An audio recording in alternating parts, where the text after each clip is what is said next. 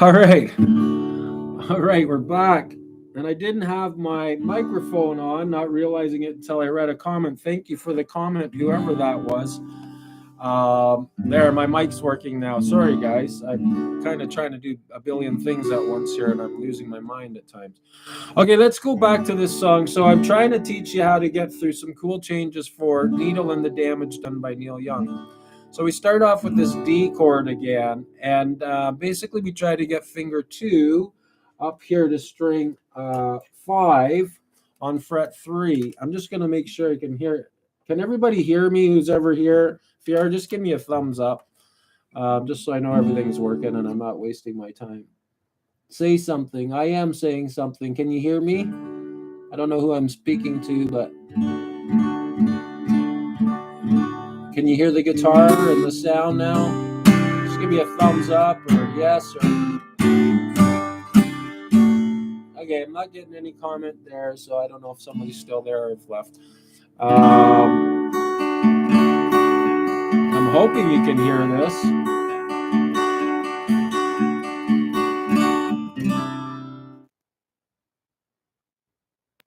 So that should be working now. Basically, check, check. Looks like everything's working. Okay.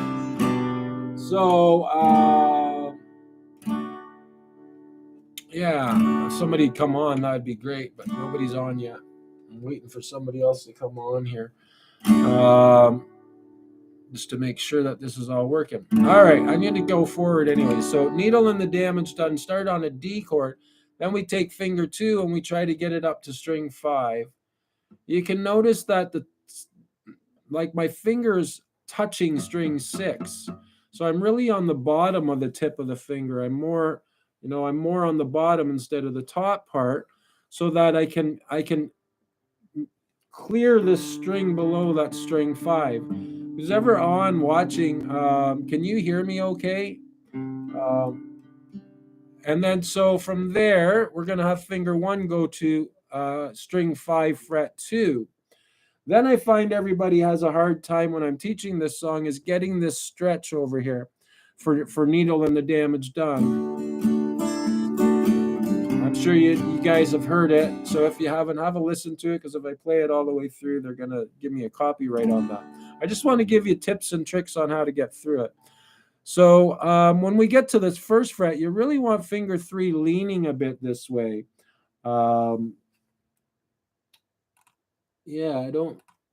Can you hear me? I'm going to write this in. Can you hear me okay? And I'm going to lean this finger a bit so it's more on the side. Instead of, we're all taught to play straight, be straight on the string and push. But sometimes when we have to stretch all the way over to here, you want to kind of lean your finger more onto the side this way. And don't have your hand grabbing the back of the neck like this. Thank you for that answer. I really appreciate that. Can't see so well, so I don't even know. Todd, thank you, Todd. So yeah, you want to keep that kind of on an angle like that so you can reach to there for this song, Needle and the Damage done by Neil Young. So that's pretty cool. If you get this working, and remember the trick I taught you about making sure that your fingernail, you can see my fingernail is touching string 6 so that I clear the string below that my finger's pressing on. So here's the one my finger's pressing on, and the one below it's clear. If I keep it down here, we're going to get this. And that's what bugs everybody. They're trying to figure out how to get their chords clear. So I've been doing this so long, I just want to pass some information on to help people. So finger 1 then comes down to fret 2, and its fingernail is touching 6. And then finger 1 comes down to fret 1. And this is where we really got to kind of lean in a bit, unless you got a big hand, to get that into the fret. Now, some people, if they start like this and I say lean that finger in, they can't do it. So I say let's head fake our brain and let's put this one on first and make it lean onto the side so that can reach into there. All right, so then you get from there, we got to get to this C chord. That can be tricky because we got to switch this diagonal shape. So I asked my students, I say, hey, pal, can you bring 3 up and bring 1 down to string 2? and then bring them back to where they came from. So finger 3's on string 2 and finger 1's on 5. And then I'm going to bring finger 3 up to string 5 and finger 1 down to string 2.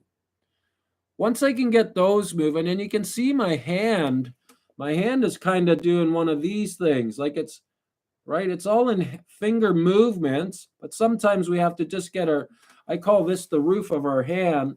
We have to kind of pivot back and forth on our thumb on the back. I teach my students, can you do this? But usually when I show them this, they go like this. I'm trying to get them to do more of something like keep that wrist down, almost parallel with the bottom of the neck, and swing back and forth so that when we do have to pivot, especially in the songs like this, you can see my wrist is here pointing to the tuning keys. The roof of my hand is more facing the tuning keys.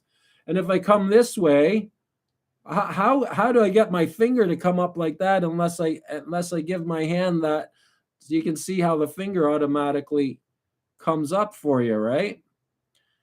So that's on 5 and that's on 2 now. And when I come back the other way, I get on string 5 over here and 2 over here.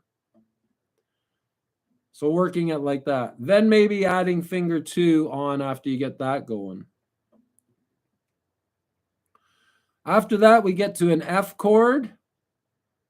So you just have to really bring those 2 fingers down 1 string each. Then we get this E suspended 4th.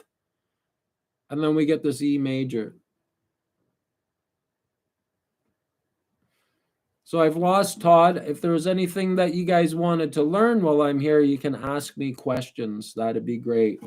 I'll type it in the chat. Any questions on songs or theory? You know.